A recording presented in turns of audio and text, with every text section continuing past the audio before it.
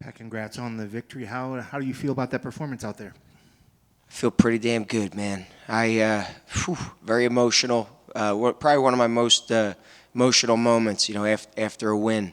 This one's very, very sweet. What was so special about this one? Was it anything in particular that made this one a little bit more so than ones prior?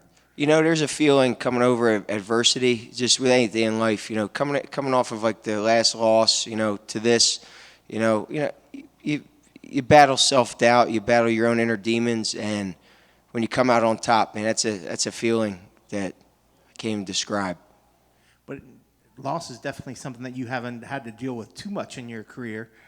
So is that sort of something still a part of the learning process into the sport as well, getting used to those sort of things? Obviously, it's not a feeling that you want to deal with much, but I always found setbacks and losses my biggest motivator. Anytime I've ever lost or felt that feeling, I come back twice as hard. I just got to keep that energy after this win. Keep the ball rolling. yeah. Well, I'm sure. How long did it take you to get back into the gym after the last one? I'm sure there's a point where you have to kind of let yourself sort of grieve the moment, and then you go back into the training. How long did you give yourself before you hop back in the gym? I actually have you the exact number of days. It was 7 days. I took 7 days after that last loss. I was dealing with a little bit of a health issue, but after that, I've been in the gym ever since. Obviously not overdoing it, not overkill, but just we only have so much time, and in this sport, there's so much to get good at in that time. So why waste it? Yeah. How'd you feel coming into this camp and let alone into this fight week? Were you feeling 100%? Man, honestly, this is the best fight week and the best weight cut I've ever had. I was just telling someone else that it felt like a vacation. We had an Airbnb, me, the coaches, playing Monopoly last night, sitting poolside, barbecuing. Nice. Some of my favorite people, beautiful place. We're somewhere in Henderson. Man, it's awesome. I kind of don't want to leave, to be honest with you. That's a nice area, by the way. So is that something new that you've incorporated into it? And is it what took you to get to that point where you felt that you needed to switch it up a little bit? I like to disconnect. I don't want to be around it all the time. So it was nice being able to go to our workouts, disconnect, and another thing too is the weight cut. This is like the first time successfully just doing the typical water load. I know it's probably crazy to hear. All the fighters do it. I was doing like more of a water taper, and it just wasn't. I was dehydrated for too long. My recovery was messed up, but this time it felt so much easier. I had energy for all the workouts. Just everything came together, man. I'm just so grateful for it.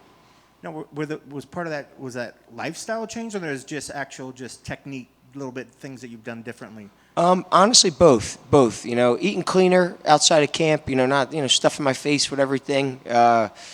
And just living more of a disciplined lifestyle. Because when you stay ready, you don't have to get ready. Sure.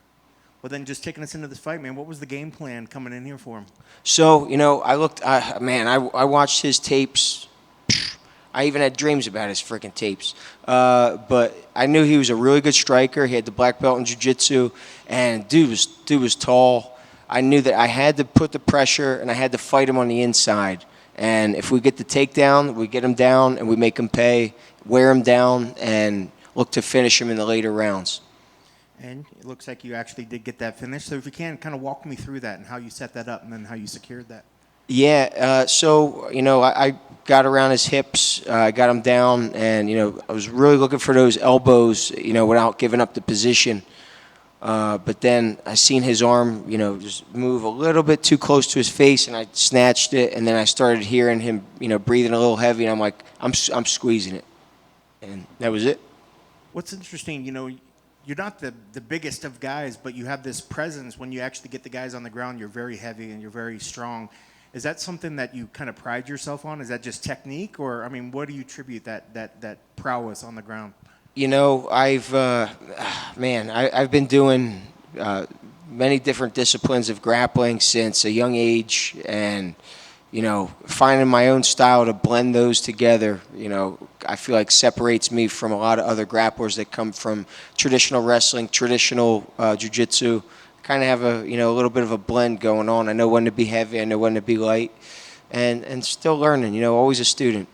Yeah, but it definitely looked like you had the gas tank as well. I mean, you didn't look like you tired at all out there. Yeah, that's another thing too is the conditioning. I make sure I take my conditioning so serious because I'm afraid to be tired in a fight. Well, I guess on the flip side, you took 7 days off of the loss. So what do you give yourself now? You want to keep the momentum, but you also want to make sure your body feels good. How long do you get to kind of soak in this, celebrate it, and then when you get back into the gym? I made a deal with myself that once this fight gets won, like I said before, after a defeat, I tend to get that kick in the butt to work harder. I find that in my past, the successes have kind of, created bad habits afterwards, But this time, this is a test to myself not to let that happen. So I'll be in the gym Monday night. That's awesome. Congrats on the victory. It's a wonderful performance. Thank you so much. I appreciate it.